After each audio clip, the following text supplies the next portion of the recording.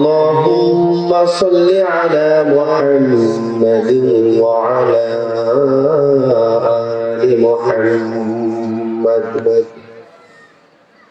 كما صليت على إبراهيم وعلى آل إبراهيم إنك حميد مجيد اللهم بارك على محمد وعلى آل محمد كما باركت على إبراهيم إنك حميد مجيد الحمد لله পালান্দর পূর্বপাড়া বড় মসজিদ ও যুব সমাজের উদ্যোগে আজকের এই ইসলামী মহাসম্মেলনের মহামাননীয় সভাপতি সাহেব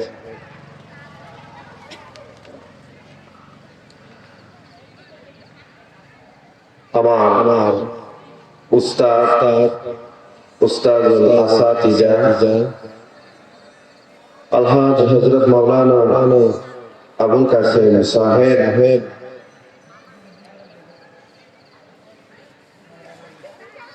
প্রধান আকর্ষণ প্রধান অতিথি বিশেষ অতিথি দিগার উলামায়ে কেরাম মঞ্চের সামনে উপবিষ্ট আমার পিতৃ সমতুল্য বাবারা আমার সমবয়স্ক যুবক ভাইরা পর্দার অন্তর আড়ালে আমার অত্যন্ত সম্মানিতা মায়েরা স্নেহের কচি ও কাচারা সকলকে আমার হৃদয় নিংড়ানো সালাম আসসালামু আলাইকুম ওয়া রাহমাতুল্লাহি ওয়া বারাকাতুহু। আজকের মাহফিল পেয়ে আমরা খুশি না বেজার? কম খুশি না বেশি খুশি? মাশাআল্লাহ। আজকের এই মাহফিল থেকে আমরা দোয়া করছি, বিশেষ করে দোয়া করছি আল্লাহ পাকের মেহেরবানি আজকের মাহফিলে সম্মানিত সভাপতি যিনি আমার উস্তাদ, আল্লাহ পাক ওনাকে নেক হায়াত দারাজ করুন, সবাই করি আমিন। এই অত্র অঞ্চলের কবরস্থানে যত মানুষ অন্ধকার কবরে, যাদেরকে আমরা দেখেছি, যাদেরকে দেখি না, আল্লাহ পাক রব্বুল আলামিন সকলের কবরটা জান্নাতুল ফেরদাউস নসিব ফরমান, সবাই করি আমিন। যারা সমাজের ভিতরে অসুস্থ, আল্লাহ পাক রব্বুল আলামিন সকলকে সুস্থতা নসিব ফরমান, সবাই করি আমিন। আল্লাহ রাব্বুল আলামিনের কাছে আরো দোয়া করছি, যারা এখনো দোকানপাটে বসা আছে, বাড়িতে বসা আছে, আল্লাহ যেন সকলকে যথাসময়ে আজকের এই মাহফিলে আসার সুযোগ যেন করে দেয়, সবাই করি আমিন। আজকের এই জায়গাটা হলো জান্নাতের বাগান, সুবহানাল্লাহ কইতেন না? যতক্ষণ কোরআন এবং হাদিসের আলোচনা চলবে ততক্ষণ পর্যন্ত এই জায়গাটা জান্নাতের বাগান হিসাবে আল্লাহর কাছে গণ্য হবে, সুবহানাল্লাহ। গতকালকে এটার পরিবেশ এখানে ছিল না, আগামীকালকেও থাকবে না।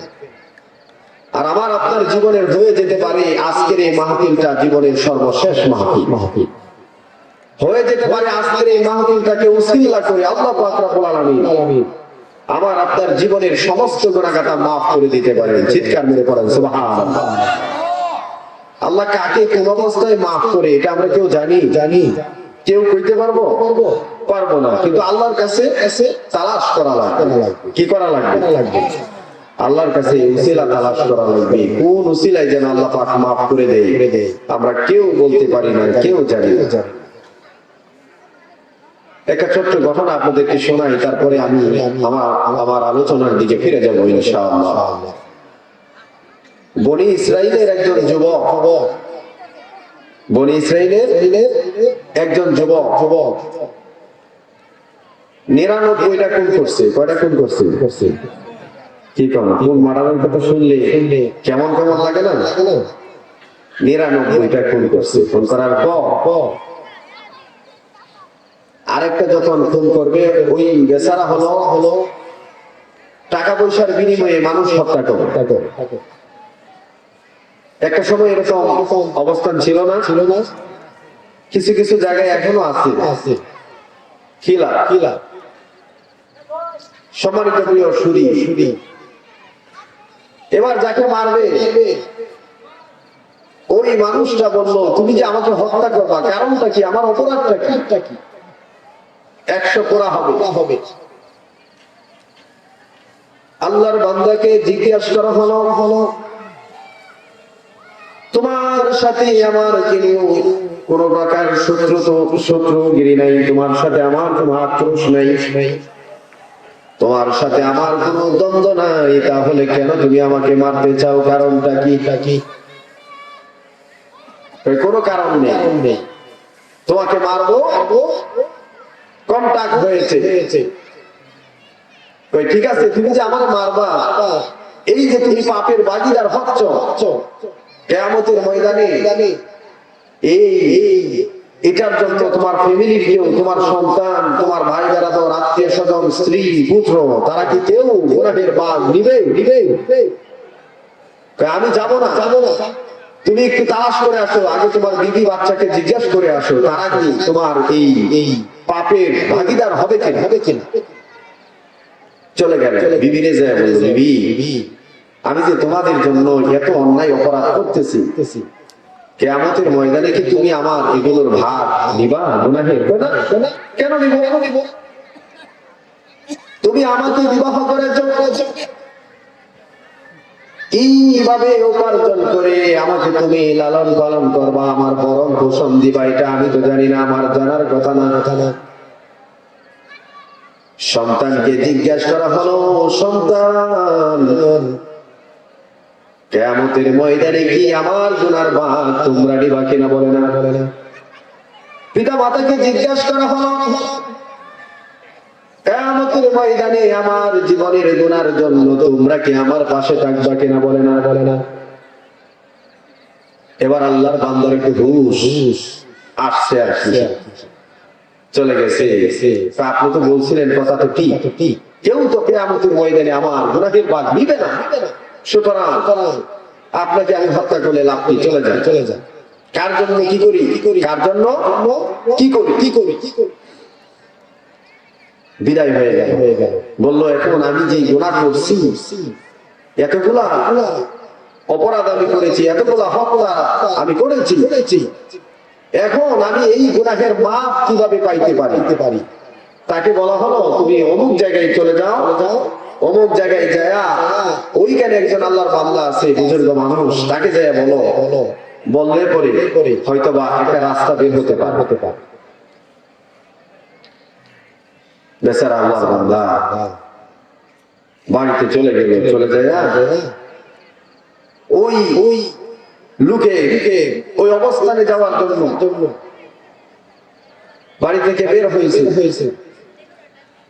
ওই লোকটার কাছে যখন যায় জিজ্ঞাসা করা হলো, ওই লোকটা তাকে বললো, তোমাকে স্থান পরিবর্তন করা লাগবে। কি পরিবর্তন করা লাগবে? স্থান পরিবর্তন করা লাগবে। তুমি যেখানে আসো ওইখানের পরিবেশটা ভালো না। আমাদের সন্তানেরা মাঝে মাঝে যখন বিভিন্ন রকম নানান প্রকার ঝামেলার সাথে জড়ায় যায়, তখন আমরা চিন্তা করি তাকে বাহিরে পাঠাইতে হবে। কথা বলেন ঠিক না? এই পরিবেশটা থেকে তাকে দূরে রাখতে হবে। ওই আল্লাহর বান্দা তাকে বললো, আপনি আপাতত এই জায়গাটা পরিবর্তন করে অন্য কোথাও চলে যান, ওখানে যাই আপনি আল্লাহর কাছে তওবা করেন। আরেকজন বড় মাপের একজন আল্লাহর ওলির কথা বলে দিলেন, তার কাছে যান, কোন একটা রাস্তা তিনি আপনাকে দেখায় দিবে। বাড়িতে যায় যখন তিনি গুছায় গাছায় চলে যাবেন, শর্ট করে বললাম, আল্লাহ পাকের ফয়সালা হলো, জিবরাইল, ও জিবরাইল, যাও, আমার ওই আল্লাহর বান্দা, আমার বান্দা হায়াত শেষ, তার রূহটা বের করে নিয়ে আসো। চিৎকার দিয়ে বলেন হায়াতের মালিক একজন, তিনি কে? আরো দিন আওয়াজ করে বলেন হায়াতের মালিক একজন, তিনি কে? মৌতের মালিক তিনি একজন, কে? সকল কিছুর মালিক একজন, তিনি কে? আল্লাহ পাক রব্বুল আলামিন। আমার জীবনের যা কিছু রয়েছে সকল কিছুর মালিক। এই আকাশ জমিন আল্লাহর হুকুম ছাড়া একটা গাছের পাতাও লড়ে না। বিশ্বাস করেন আপনারা এটা? আল্লাহর হুকুম ছাড়া যে গাছের পাতাও লড়ে না, এটা বিশ্বাস আছে তো ইনশাআল্লাহ? সম্মানিত হাজিরিন, এটা অন্তর দিয়ে বিশ্বাস করবে। সকল কিছুর মালিক হলো আল্লাহ। সকল কিছুর মালিক কে? আল্লাহ। আল্লাহ আল্লাহর বান্দা ঘর থেকে বের হওয়ার পরে জিবরাইল, আল্লাহ পাক রব্বুল আলামিন আজরাইল আলাইহিস সালাম আল্লাহ পাকের হুকুমে হযরত আজরাইল আলাইহিস সালাম রূহটা বের করে নিয়ে চলে গেল। আজরাইল আলাইহিস সালাম রূহটা যখন বের করে নিয়ে চলে যাবে, এমন অবস্থায় দুই দলের ফেরেশতা আয়েশা, জাহান্নামের ফেরেশতা আসলো, আবার জান্নাতের ফেরেশতাও এসে পড়লো। আমার দিকে সবাই তাকান। জান্নাতের ফেরেশতা আয়েশা বলতেছে তার রূহটা আমরা নিব। জাহান্নামের ফেরেশতা বলতেছে না, একটা দুইটা করে নাই, 99টা করছে। সুতরাং তার রূহটা জাহান্নামে যাবে, তাকে আমরা নিয়ে যাব। কয় না, কারণ কি? লোকটা তো ভালো হওয়ার জন্য, তওবা করে ভালো হওয়ার জন্য একটা রাস্তায় তিনি বের হয়েছিল, নিয়তটা ভালো ছিল, সুযোগ পাইলে যাইতো আল্লাহর কাছে তওবা করে গুনাহ মাফ চাইতো। আল্লাহ যে গফুর রহিম। দুই ফেরেশতা লাগছে, দেখা আল্লাহকে জিবরাইল যাও, যেদের ঝগড়াটা থামায় আসো। তাহলে আমি কেমনে থামাবো? সিস্টেমটা আমি বের করে দিচ্ছি। তুমি যায়া তার বাড়ি থেকে যে রাস্তাটা গেছে এই রাস্তাটা মাপ দিবা, কতটুকু গেছে, আর যেখানে যাইতেছিল ওইখানকার রাস্তা কতটুকু বাকি আছে। যদি বেশিরভাগ রাস্তা যায় থাকে তাইলে তাকে জান্নাতের ফেরেশতারা নিয়ে যাবে, আর যদি কম ভাগ রাস্তা যায় থাকে, বেশিরভাগ রাস্তা যদি তার বাকি থাকে, তাকে জাহান্নামের ফেরেশতা নিয়ে যাবে। জিবরাইল আমিন চলে গেলেন মাপতেছেন। সুবহানাল্লাহ কইতেন। আচ্ছা, আল্লাহ কি জানে না যে কম গেছে না বেশি গেছে? আল্লাহ যে গফুরুর রহিম। আল্লাহ পাক রব্বুল আলামিন জিবরাইলকে মাপ দেওয়ার জন্য পাঠায় দিল। আবার আল্লাহ পাক রব্বুল আলামিন জমিনকে হুকুম করলো, জমিন সাবধান, আমার বান্দাটার যে পেরেশানি, গুনাহ মাফের জন্য আমার বান্দাটা যে পেরেশানি করলো, এটা আমি আল্লাহর কাছে বড় পছন্দ হয়ে গেছে। হায়াত নাই, যদি হায়াত থাকতো জীবনের গুনাহ মাফের জন্য আমি আল্লাহ পাকের কাছে তওবা করব। জমিন আমি জানি অল্প একটু রাস্তা মাফ গেছে, অনেক রাস্তা এখনো বাকি রয়েছে। সুতরাং আমি জমিন তোমাকে হুকুম করলাম, গড় থেকে যেখানে তার ইন্তেকাল হয়েছে, রূহটা বের হয়েছে, এই জায়গাটা আমি আল্লাহ পাকের হুকুমে তুমি বড় হয়ে যাও, আর যেই রাস্তাটা বাকি আছে ওই রাস্তাটা আমি আল্লাহ পাকের হুকুমে তুমি ছোট হয়ে যাও। চিৎকার করে পড়েন সুবহানাল্লাহ। তাহলে আল্লাহর কাছে চাইলে আল্লাহ পাক মাফ করতে পারেন তো নাকি? বিশ্বাস করেন? এই জন্য নৈরাশ করা যাবে না। আল্লাহর কাছে জীবনের গুনার জন্য মাফ চাইতে হবে, বেশি বেশি করে আল্লাহর কাছে মাফ চাইতে হবে। আল্লাহ গফুর রহিম, আল্লাহ চাইলে বান্দাকে মুহূর্তের মাঝে মাফ করে দিতে পারেন। চিৎকার মেরে পড়েন সুবহানাল্লাহ। এজন্য প্রিয় মুসলমান বাবারা আমার,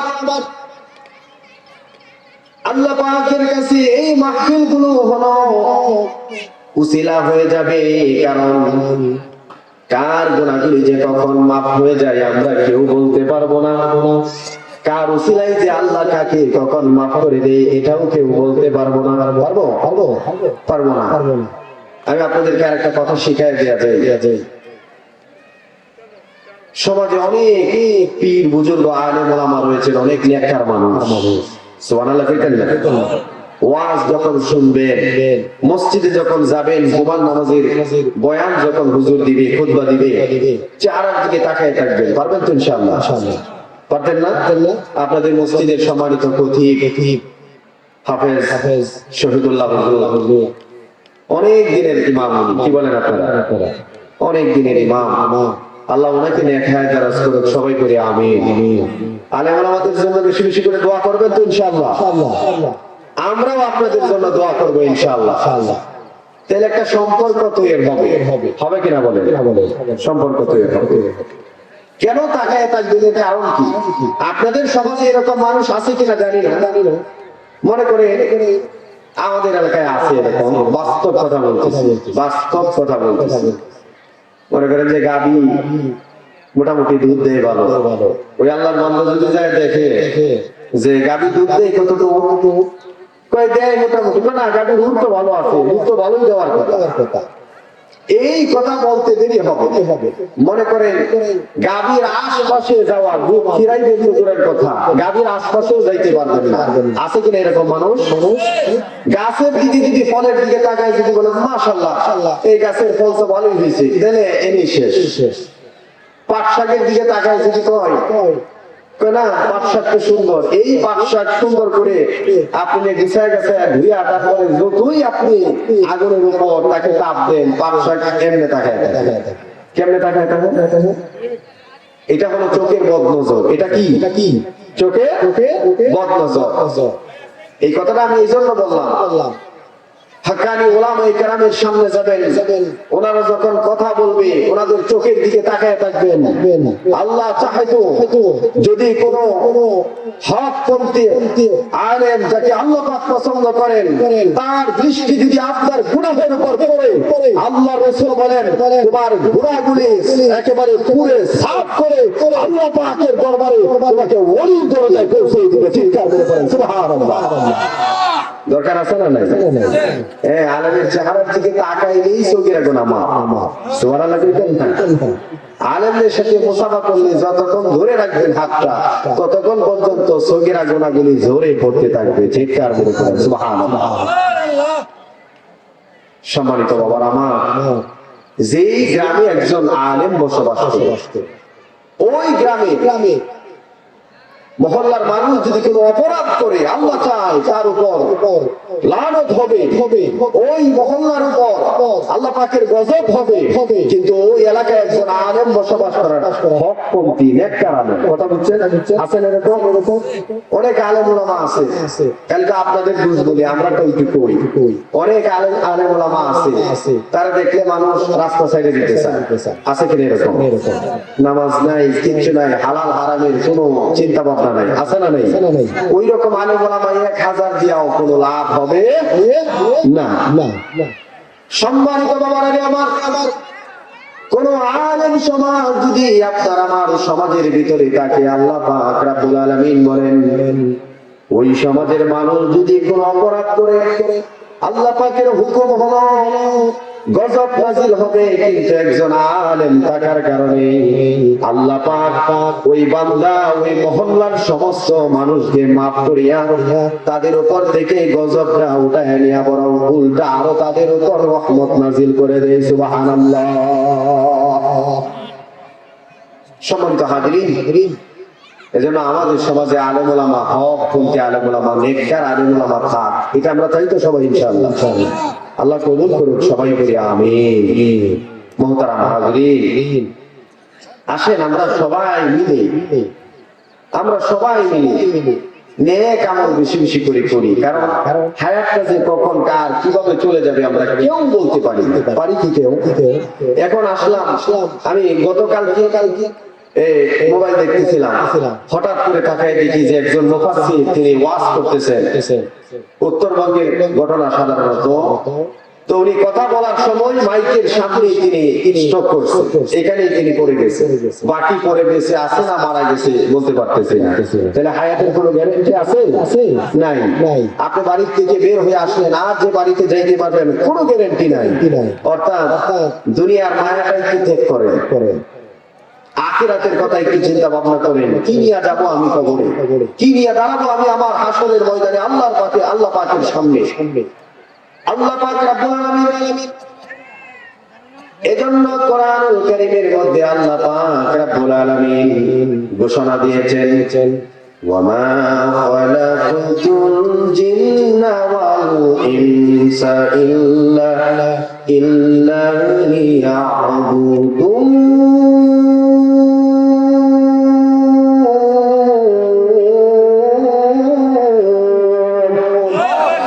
আল্লাহ পাক রব্বুল আলামিন বলেন, বান্দারে জিন এবং ইনসান আমি আল্লাহ পাক রব্বুল আলামিন একটা মাত্র উদ্দেশ্য নিয়ে এই দুনিয়ার জমিনে পাঠাইছি। এই উদ্দেশ্যটা হলো ওরা দুনিয়ার জমিনে থাকবে, দুনিয়ার জমিনে যাবে, ওরা শুধু আমি আল্লাহ পাকের হুকুম, আমি আল্লাহ পাকের ইবাদত, আমি আল্লাহ পাকের গোলামি করবে। চিৎকার মেরে বলেন সুবহানাল্লাহ। দুনিয়ার জমিনে আপনি যেই কর্মই করেন না কেন এটাকে আল্লাহ পাকের ইবাদত বানায় করা লাগবে কিনা? চাকরি করবেন, ওয়াজ শুনতেছেন ইবাদত, চাকরি করবেন ওইটাকে ইবাদত বানায় করা লাগবে। কারণ হায়াত আমাদের ছোট, তখন যে ফুরিয়ে যাবে, এই হায়াত নামক দৌলতটা যখন শেষ হয়ে যাবে আমাকে চলে যাওয়া লাগবে কিনা বলে। আপনি যেদিন চলে যাবেন এই দুনিয়াটা বড় মিষ্টি। যে রাস্তা দিয়ে আপনি প্রতিদিন হাঁটছেন, যে ঘরের ভিতরে যে চেয়ারটাতে আপনি প্রতিদিন বসলেন, যে বিছানাটাতে আপনি প্রতিদিন শুয়ে থাকতেন, যে ল্যাপটা আপনি গা দিয়া, যে কম্বলটা গা দিয়ে আপনি পরে থাকতেন, ঘুমাতেন, সব জায়গায় থাকবে, কিন্তু আপনি জায়গায় থাকার কোনো সিস্টেম নাই। কথা বলেন ঠিক না? চলে যাওয়া লাগবে। মুসলমান বাবারা আমার পুকুরের মাছগুলো পুকুরে করে থাকবে, গোয়াল ভরা গরুগুলো গোয়ালের ভিতরে থাকবে, ঘোলা ভরা ধান ঘোলার ভিতরে থাকবে। মুসলমান ব্যাংক ভর্তি টাকা ব্যাংকের ভিতরে থাকবে, কিন্তু যেদিন আল্লাহর হুকুমে রুহুটা বের হয়ে যাবে রে মুসলমান, রুহুটা যেদিন বের হয়ে যাবে, আমি যেদিন চলে যাব, আমার হিসাব, আমার দুনিয়ার হায়াতের হিসাব কিন্তু আল্লাহর কাছে দেওয়া লাগবে। কথা বলেন ঠিক না? কি নিয়ে যাবে? যদি আমলটা ভালো হয় কবরে আপনার ফয়সালা হবে জান্নাত, যদি আমল খারাপ হয় কবরে আমার আপনার ঠিকানা হবে জাহান্নাম। বলেন না নাউজুবিল্লাহ।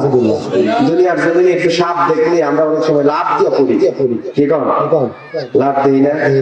আরে কবরের আযাব এত বড় কঠিন হবে, এই মানুষটা যদি তুমি জান্নাতি হতে পারো, আল্লাহর হুকুমে জান্নাতের বিছানা বিছিয়ে দেওয়া হবে। আর যদি তুমি জান্নাতি না হও, জাহান্নামী হয়ে যাও।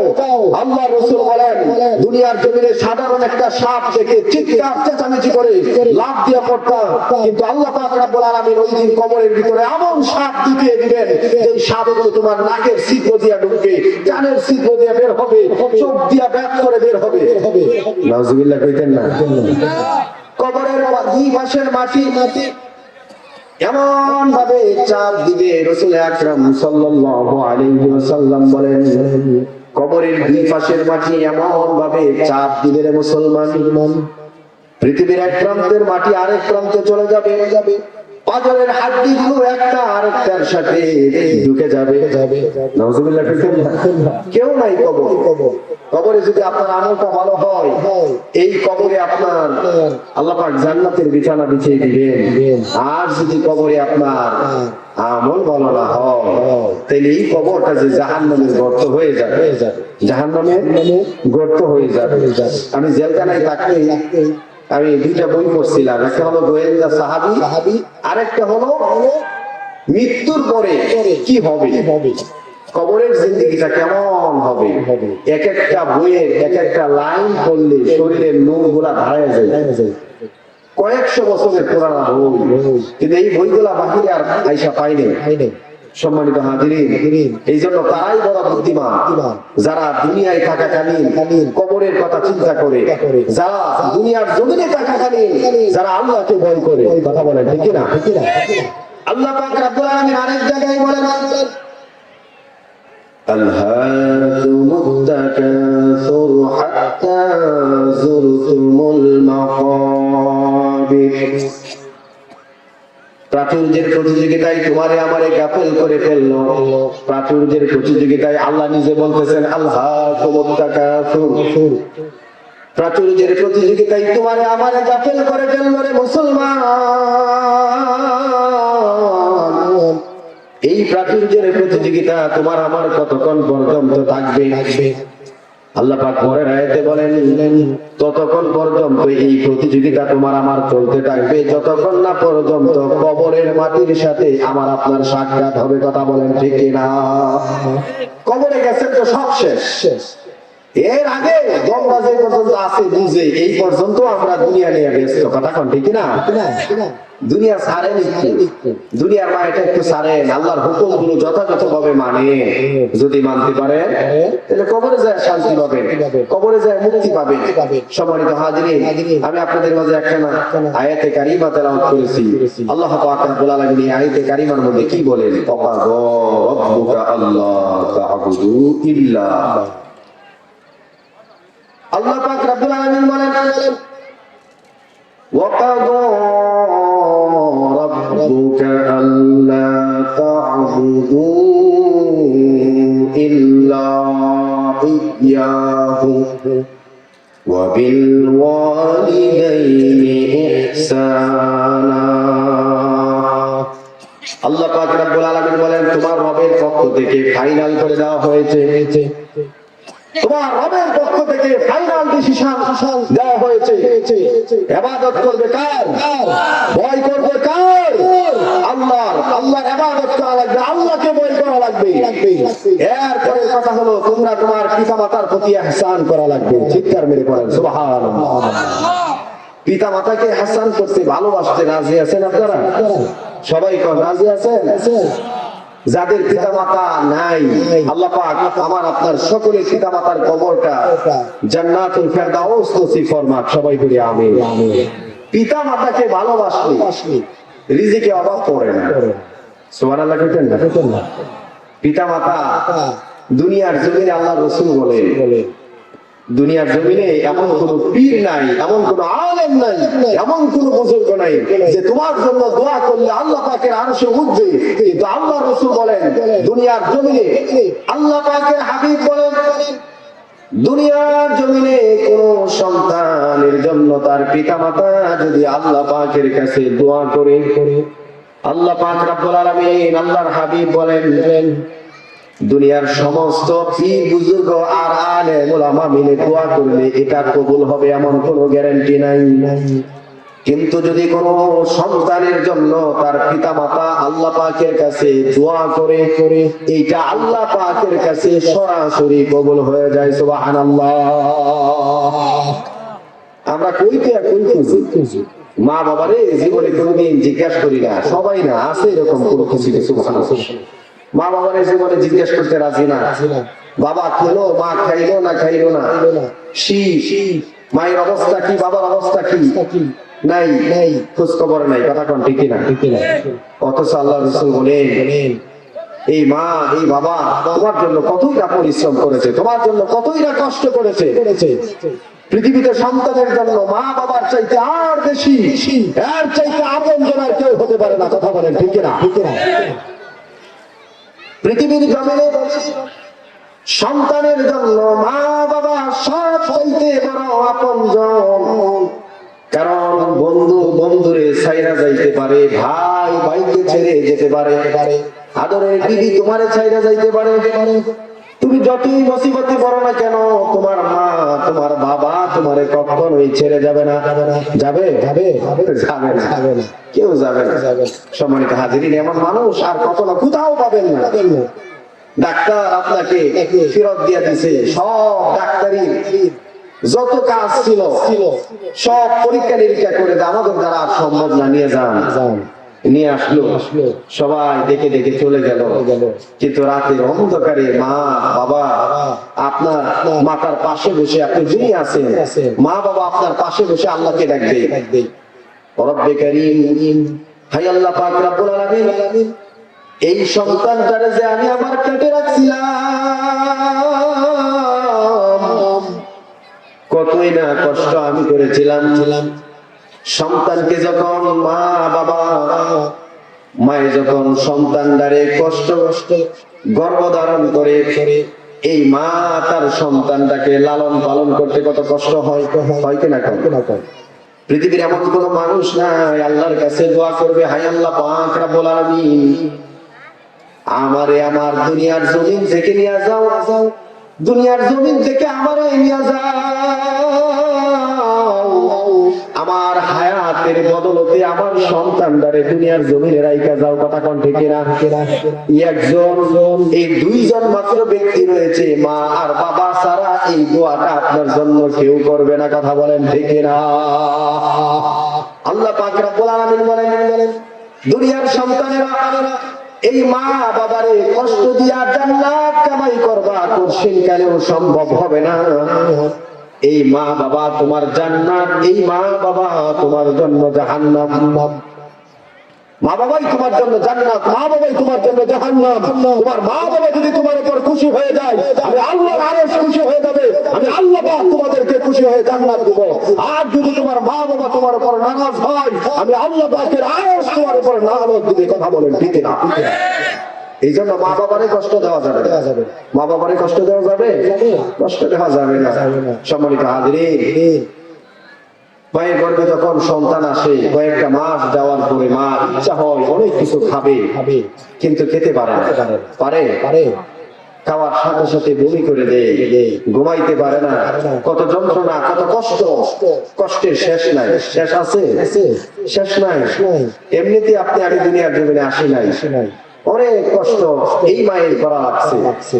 এই মারে দুঃখ দিবেন, এই মারে কষ্ট দিবেন, এই মায়ের সাথে মাথা চাকি দিয়া, বাবার সাথে মাথা চাকি দিয়া কোন সন্তান যদি কথা বলে, সাবধান, আল্লাহ রাসূলের নিষেধ আছে সরাসরি মা বাবার সাথে উচ্চ আওয়াজে পর্যন্ত কথা বলা যাবে না। নবী না করছেন, নিষেধ করছেন। সুবহানাল্লাহ। রাসূলের কাছে হযরত আবু হুরায়রা রাদিয়াল্লাহু তাআলা আনহু এসে বলল, ওগো আল্লাহ পাকের হাবিব, আমার মা আমাকে ঘর থেকে বের করে দিল, আমাকে বাড়ি থেকে বের করে দিল, আর মায়ের পিট করেছে, আর আমাকে বাড়ি যেতে দিবে না। প্রশ্ন করলো, কেন তোমার মা তোমাকে মারলো কেন? আল্লাহ রাসূলের সাথে এবার হযরতে আবু হুরায়রা বলতে লাগলো, আমি যে আপনার দরবারে আসি এটা আমার মায়ের পছন্দ না। আমি মুসলমান হয়েছি, আমার মা মুশরিকা, আমার মা এখনো ইসলাম কবুল করে নাই। এই জন্য আমার মায়ের কাছে আপনার দরবারে আসা এটা পছন্দনীয় না, আমার মায়ের কাছে এটা এখনো পছন্দনীয় না। এই জন্য আমার মা আমাকে বাড়ি থেকে বের করে দিয়েছে। আল্লাহর হাবিব স্বয়ং নিজে বলতেছেন, আবু হুরায়রা তুমি কি তোমার মায়ের ব্যাপারে আমার কাছে নালিশ করতে আসলে কিনা? বলে না। আল্লাহ রাসূল আরো বলেন, তোমার মা তোমাকে মারবে, পিটাবে, মারতে মারতে যদি দুনিয়ার জমিন থেকে বিদায় করে দেয়, আমি রাসূল ওইখানে একটা শব্দ উচ্চারণ করতে পারবো না। চিৎকার মেরে বলেন সুবহানাল্লাহ। মা বাবা অনেক বড় দামি একটা জিনিস, অনেক বড় দামি একজন সম্পদ। মা বাবা আপনার জমিনে আছে, আপনার সমস্ত দুনিয়াটা আপনার কাছে আছে। সুবহানাল্লাহ।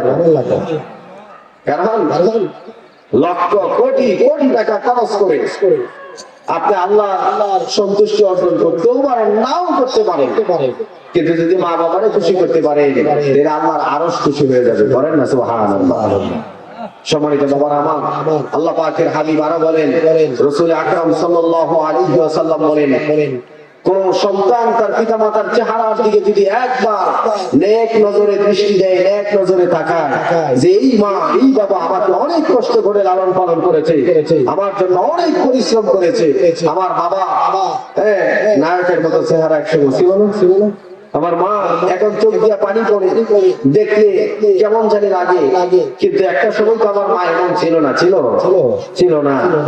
এই চিন্তা করে হায় আফসোস, এই মায়ের গর্ভে আমি ছিলাম, কত লাথি মেরেছি, এই বাবার মুখে খাবার কত কেড়ে নিয়ে খেয়েছি, আজকে আমার মায়ের অবস্থা এমন, আজকে আমার বাবার অবস্থা এমন। রাসূল বলেন, যদি তোমার পিতামাতার চেহারার দিকে একবার অমন ভাবে দৃষ্টি দিতে পারো, তাহলে আল্লাহ পাকের হাবিব বলেন, তোমার আমল নামায় আল্লাহ পাক রব্বুল আলামিন সঙ্গে সঙ্গে একটা কবুল হজের সওয়াব দিয়ে দেয়, সওয়াব দিয়ে দেয়। চিৎকার করে বলেন সুবহানাল্লাহ। আপনি লক্ষ লক্ষ টাকা খরচ করে হজে গেলেন, হজ কবুল হতে পারে, নাও হতে পারে, কিন্তু মা বাবার চেহারার দিকে যতবার তাকাবেন, রাসূল বলল, সাহাবায়ে কেরাম প্রশ্ন করলেন, ইয়া রাসূলুল্লাহ, যদি আমি আমার মা বাবার চেহারার দিকে একবারে অধিক তাকাই তাইলে আমার সওয়াব কি হবে? আল্লাহ রাসূল বলেন, যতবার তুমি তাকাবা ততটা কবুল হজের সওয়াব তোমার আমলনামায় দেওয়া হবে। সুবহানাল্লাহ। তাইলে আবার মনে করেন না যে আমার উপর হজ করা ফরজ, আমি আর হজে যাব না, আব্বা মা আছে শুধু খালি তাদের চেহারার দিকে তাকাই থাকবে, হবে না। ওইটা আপনার হজ, যার উপর ফরজ তাকে হজ করাই লাগে। আর এই হজ্জের ব্যাপারে খুব কঠিন কথা আছে, কথা লম্বা হবে, এদিকে যাব না। হজ আপনার উপর যখন ফরজ হবে তখনই আপনাকে হজ করা লাগবে। এর কারণ কি? এই বছর আমার উপর হজ করা ফরজ হয়েছে, আমি বেঁচে আছি, আগামী বছর আমি হয়তো বা বেঁচে নাও থাকতে পারি। কথা বলেন ঠিক না? এই বছর আমি সুস্থ আছি, আগামী বছর আমি সুস্থ নাও থাকতে পারি, আমি অসুস্থ হয়ে যেতে পারি। এই জন্য যখনই হজ করা ফরজ হবে ঠিক তখনই আপনাকে হজ করা লাগবে। কথা বলেন ঠিক না? এই বছর আপনার অর্থ আছে, সম্পদ আছে, আগামী বছর আপনার সম্পদ নাও থাকতে পারে। কথা বলেন ঠিক না? প্রিয় মুসলমান বাবারা, আমার মায়েদের জন্য সুসংবাদ হলো,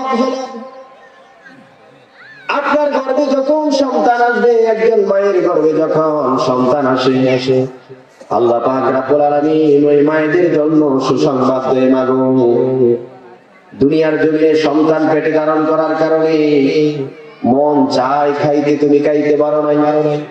দুনিয়ার জমিনে সন্তান ধারণ করার কারণে রে মুসলমান, সন্তান গর্ভে আসার কারণে সারা রাত ঘুমাইতে পারো নাই। আছে কিনা? কোন ঘুমাইতে পারে, এরকম আছে কিনা? আল্লাহ রাসূল বলেন, 10 মাস যতদিন তোমার গর্ভে সন্তান থাকবে, নফল রোজা রাখলে যে সওয়াব হবে, যতদিন তোমার গর্ভে সন্তান থাকবে, আল্লাহ রাসূল বলেন তোমার আমলনামায় ততটা দিনের নফল রোজার সওয়াব তোমার আমলনামায় লিখে দেওয়া হবে। চিৎকার মেরে বলেন সুবহানাল্লাহ।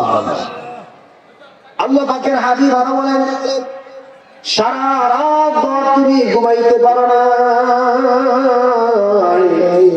সারা রাত বড় দাঁড়াইয়া তাহাজ্জুদ নামাজ পড়লে যে সওয়াব হবে, আল্লাহ পাক তোমার আমলনামায় ওই সওয়াব লিখে দেয়। সুবহানাল্লাহ। এই মা আল্লাহ পাক রব্বুল আলামিন আরো বলেন, একজন সন্তান আল্লাহ পাক মায়ের গর্ভে থাকাকালীন পৃথিবীর কোন ডাক্তার, পৃথিবীর কোন ইঞ্জিনিয়ার, পৃথিবীর কোন কবিরাজ তার মায়ের গর্ভে খাদ্য দিবে, এরকম সিস্টেম আছে? খাওয়াইতে পারে কেউ? কিন্তু আমার আল্লাহ ওইখানেও আমার আপনার খাদ্য দিয়েছে। সুবহানাল্লাহ দিতেন না? আল্লাহ বলেন, কাইফা তাকফুরুনা বিল্লাহি ওয়া কুনতুম আমওয়াতান, কাইফা, কিভাবে, কেমনে হে মানুষ, তোমরা তো ছিলে মৃত, আমি আল্লাহ তোমাদেরকে জীবিত করেছি, আবার তোমাদেরকে মরতে হবে, আবার তোমাদেরকে জীবিত করব। মায়ের গর্ভে এমন কোন ডাক্তার কবিরাজ ছিল না তোমাকে খাদ্য দান করবে, আমি আল্লাহ তোমাকে মায়ের গর্ভেও খাদ্য দিয়েছি। কথা বলেন ঠিক না? কেমনে, কিভাবে আমি আল্লাহর সাথে নাফরমানি করি? এই আয়াতে আল্লাহ আশ্চর্য হয়ে গেছেন, আল্লাহ পাক আশ্চর্য হয়ে গেছেন, কাইফা শব্দ ব্যবহার করছেন। হে মানুষ, কেমনে, কিভাবে তোমরা আমি আল্লাহর সাথে নাফরমানি করো? কিভাবে? মনে করেন আপনি একটা সন্তান, পালক সন্তান আনছেন, অথবা বাইশটারে খুব আদর করেন, ছোট ভাইরে বড় আদর করেন, হঠাৎ করে আপনার এই পালক সন্তান ছোট ভাই ভাতিজা এমন এক ব্যবহার করছে, যেই শুনে এই গাড়ি দোকানপাটের বৈশা সমালোচনা করে, কেমনে করলো এই কাজ? কি করেন? কেমনে করতে পারলো এই কাজ? এটা সম্ভব কিভাবে হইলো? আশ্চর্য হয়ে গেছে, এত আদর যত্ন করার পরে কেমনে করলো? আল্লাহ তেমন ভাবে কি আশ্চর্য হয়ে যায়, কেমনে করলো, কিভাবে করলো, কেমনে, কিভাবে তোমরা আমি আল্লাহর সাথে নাফরমানি করো? আল্লাহ পাক রব্বুল আলামিন মায়ের গর্ভে মায়ের নাভির সাথে তোমার নাভির কানেকশনটা করে দিল। মায়ের রক্ত মাংস গুলো, তুমি রক্ত দুস্থ গুলো খেয়ে খেয়ে তুমি আস্তে আস্তে বড় হতে লাগলা।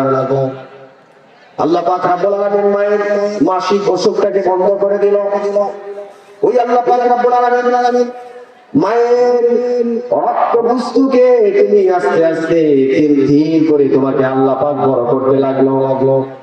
আল্লাহ পাক তোমার মুখটা আল্লাহ পাক ইচ্ছা করলেও তো এই তারটা মুখে লাগাইতে পারতো, কিন্তু লাগায় নাই। আল্লাহ পাক রব্বুল আলামিন মুখটাকে তোমার পবিত্র করে রাখলো, কারণ এই রক্ত বস্তুটা গেলে পরে তাই এটা মুখে পড়লে পরে মুখটা নাপাক হয়ে যাবে। এই মুখটাকে আল্লাহ পাক নাপাক করেন নাই। আল্লাহ পাক রব্বুল আলামিন মুখটাকে পবিত্র রাখলো। দুনিয়ার জমিনে আসার পরে যেন তুমি আল্লাহর নামের জিকির করতে পারো। চিৎকার মেরে বলেন সুবহানাল্লাহ। আমাদের সন্তান হইলে আমরা কিছু কাজ আছে, সন্তান ছেলে হোক মেয়ে হোক কাজ আছে না? ছেলে হইলে ডাইন কানে আযান, বাম কানে ইকামত, আছে না নাই? আপনাকে দেওয়া লাগবে। তাকে প্রথম আযানের শব্দটা আল্লাহু আকবারের ধ্বনিটা তাকে শুনিয়ে দেন। মেয়ে হইলে এটার উল্টাটা, বাম কানে আযান, ডান কানে ইকামত। ছেলের উল্টাটা করাবেন। রাজি আছেন তো ইনশাআল্লাহ? এরপরের কথা হলো 7 দিনের মধ্যে 3টা সুন্নাত। নাম্বার 1, এক নম্বর হলো ভালো একটা সুন্দর দেখে একটা নাম রাখা, ইসলামিক নাম রাখা, যেটা আল্লাহর কাছে পছন্দনীয়। আল্লাহর কাছে 2টা নাম সবচেয়ে বড় পছন্দনীয়, একটা হলো আব্দুল্লাহ আর একটা হলো আব্দুর রহমান। আল্লাহর কাছে সবচেয়ে প্রিয় নাম। দ্বিতীয়টা হচ্ছে 7ম দিনের মাথায় তার মাথার চুলটা নেড়া করে দেওয়া। তৃতীয় হচ্ছে যদি আপনি সামর্থ্যবান হয়ে থাকেন তাইলে তার জন্য, ওই বাচ্চার জন্য আকিকা করে দেওয়া। সুবহানাল্লাহ। দরকার আছে না নাই? আল্লাহ পাক রব্বুল আলামিন এরপরে বলেন, এই মায়ের গর্ভে তোমারে আমি খাদ্য দিলাম। এরপরে মায়ের গর্ভে থেকে আসার পরে দুনিয়ার জমিনে আইসাই তুমি হালুয়া রুটি খাইতে পারবা না। এটাও আমি আল্লাহ চিন্তা করলাম। দুনিয়ার জমিনে আসার পর তুমি গোশতের টুকরা খাইতে পারবা না, বড় মাছের টুকরা খাইতে পারবা না। তোমার জন্য আমি আল্লাহ পাক রব্বুল আলামিন চিন্তা করে, আমি আল্লাহ পাক রব্বুল আলামিন তোমার খাবার তোমার মায়ের বুকের মধ্যে আমি রিজার্ভ করে রেখেছি। চিৎকার মেরে বলেন সুবহানাল্লাহ। কেমন রব, কেমন মালিক আমরা পেয়েছি। আল্লাহ পাক রব্বুল আলামিন আরো বলেন, একটা ছিদ্র আমি দেই নাই, একটা ছিদ্র দিয়া যখন তুমি তোমার মায়ের বুকে দুধে টান দিবা, দুধ বেশি আসবে বলে গলা আটকায় তুমি মরে যেতে পারো। এজন্য আল্লাহ পাক রব্বুল আলামিন মায়ের বুকের মধ্যে সূক্ষ্ম 32টা ছিদ্র করে দিল। তুমি টান দিবা, এই দুধটা কেমন, এই দুধটা আবার এমন। আল্লাহ পাক বেশি গরম করেন নাই, তোমার গলাটা পুড়ে যাবে। আবার আল্লাহ পাক রব্বুল আলামিন ওই দুধটাকে এমন বেশি ঠান্ডা করেন না, তোমার আবার নিউমোনিয়া হয়ে যাবে। না গরম না ঠান্ডা, কুসুম গরম, যেটা তোমার বডির জন্য উপকার হবে, এমন একটা দুধের ব্যবস্থা আমার আরশের মালিক আল্লাহ পাক করে দিয়েছেন। চিৎকার মেরে বলেন সুবহানাল্লাহ। সম্মানিত বাবারা আমার, এই মারে কষ্ট দিবেন ফি করারিন মাকিন। আল্লাহ পাক রব্বুল আলামিন বলে, তুমি যখন মায়ের গর্ভে ছিলা আমি আল্লাহ পাক রব্বুল আলামিন একটি সুরক্ষিত জায়গায় তোমাকে রেখেছিলাম। চিৎকার করে বলেন সুবহানাল্লাহ। যেই মায়ের গর্ভে কোনো কিলাকিলি নাই, ধাক্কাধাক্কি নাই, জমিনিয়া ঠেলাঠেলি নাই, মিছিল, রাজনৈতিক দলের কোনো এখানে মিছিল নাই, কেউ কাউরে ধাক্কা দেয় না। কথা বল ঠিক কিনা? কোনো ভেজাল নাই। আল্লাহ পাক বলেন ফি করারিন মাকিন, সুরক্ষিত জায়গায় আমি আল্লাহ পাক তোমাকে রেখে দিয়েছি। চিৎকার মেরে বলেন সুবহানাল্লাহ। এই মা বাবারে কষ্ট দেওয়া যাবে না। মা বাবাকে যারা ইহসান করবে, মা বাবাকে যারা ভালোবাসবে, আল্লাহ বলেন দুনিয়ার জমিনে আমি আল্লাহ পাক রব্বুল আলামিন তোদের খাদ্যের রিজিকের অভাব করবে না। চিৎকার মেরে বলেন সুবহানাল্লাহ। এই মা বাবারে কষ্ট দিয়া দুনিয়ার জমিন থেকে জান্নাতে যাবা কোনদিন কালেও সম্ভব হবে না। বড় পীর আব্দুল কাদের জিলানী রাহমাতুল্লাহি আলাইহি বলেন, ওনার কাছে একজন মহিলা গেল। মহিলা দেখ বলতেছে, ও বড় পীর আব্দুল কাদের জিলানী, আমার একটা প্রাপ্তবয়স্ক মেয়ে ছিল, আমার মনে বড় আশা ছিল আমার মেয়েটাকে আমি বিয়ে দিব, মেয়ের জামাই হবে, মেয়ের বিয়েতে মেয়ের বাচ্চা হবে, আমার নাতি নাতনি হবে, তাকে নিয়ে আমি খেলবো, দৌড়াদৌড়ি করবো, মজা করবো। কিন্তু মজার ব্যাপার হলো এই কয়েকটা দিন আগে আমার মেয়েটা দুনিয়ার জমিন থেকে বিদায় হয়ে গেল। বড় পীর আব্দুল কাদের জিলানীকে এবার বলল,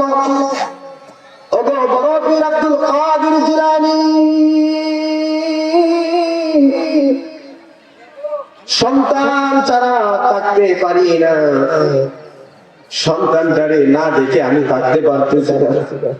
ওগো বড় পীর আব্দুল কাদের জিলানী রাহমাতুল্লাহি আলাইহি যদি বিধান থাকতো কবরের মাটিটা উল্টায়া দেখতাম আমার সন্তানরা কবরে কেমন আছে।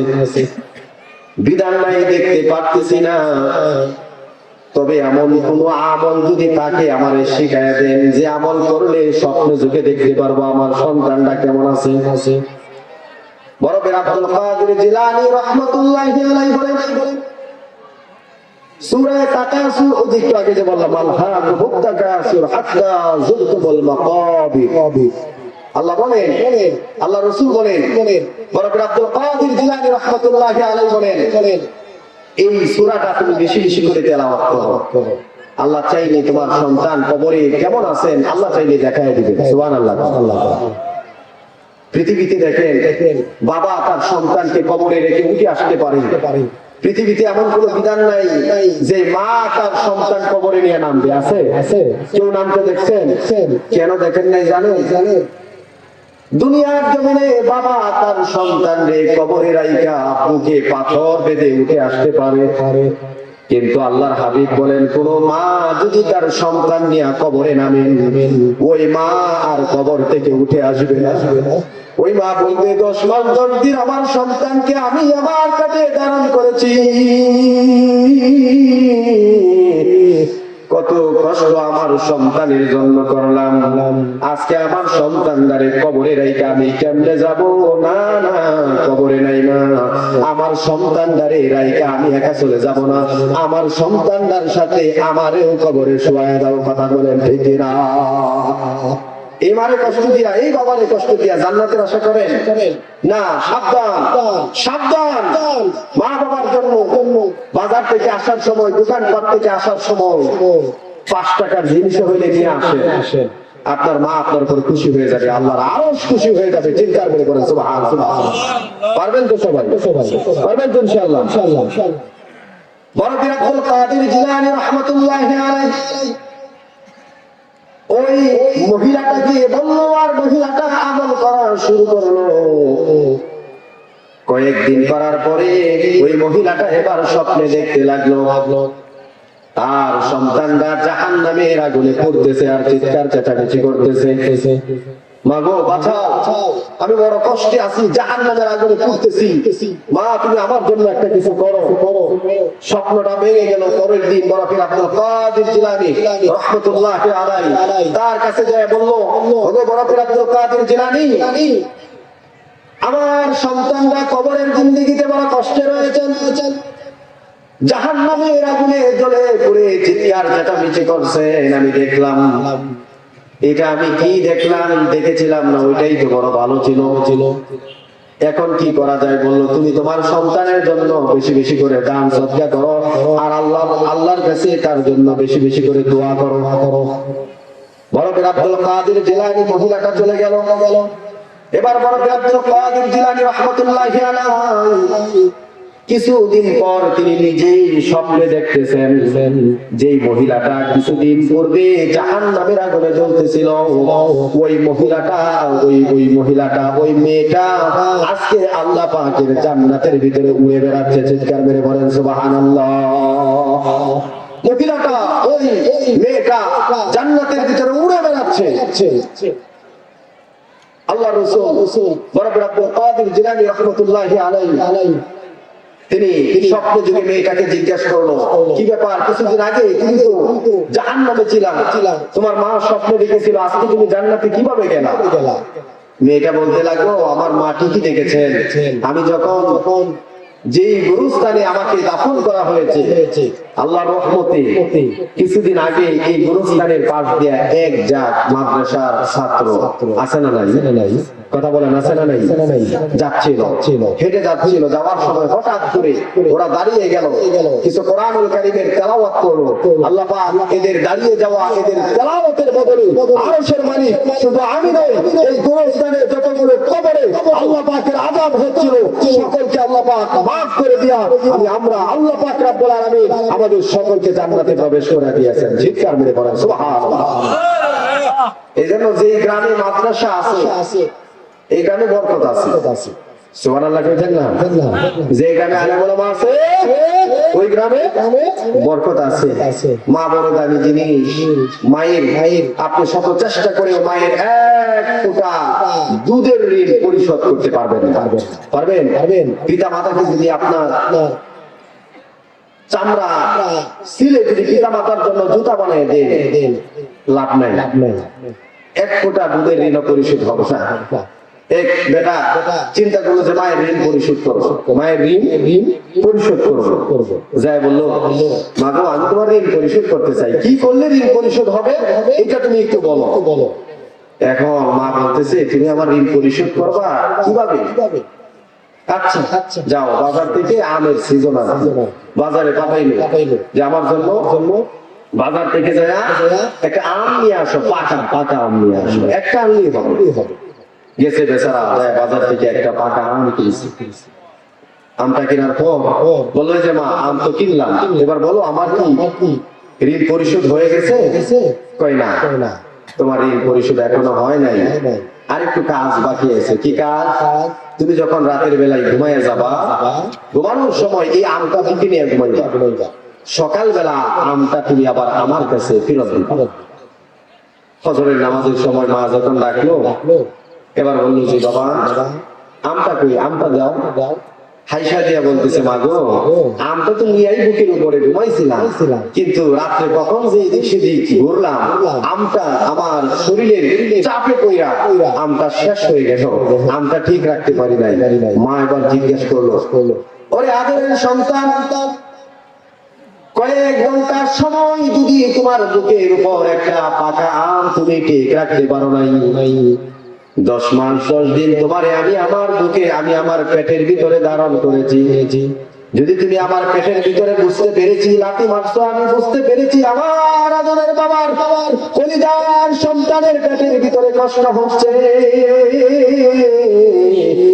এদিক থেকে ওই দিকে শুইলাম, রাতের বেলায় দুনিয়ার জমিনে আসার পরে তোমার বুকের মধ্যে রাইকা ঘুমাইলাম, এই সাইড রাখছি ওইদিকে প্রস্রাব করে দিছো, ঘুমাইতে পারো নাই, ডান দিকে আনছি ওইদিকে প্রস্রাব করে দিছো, ঘুমাইতে পারো না,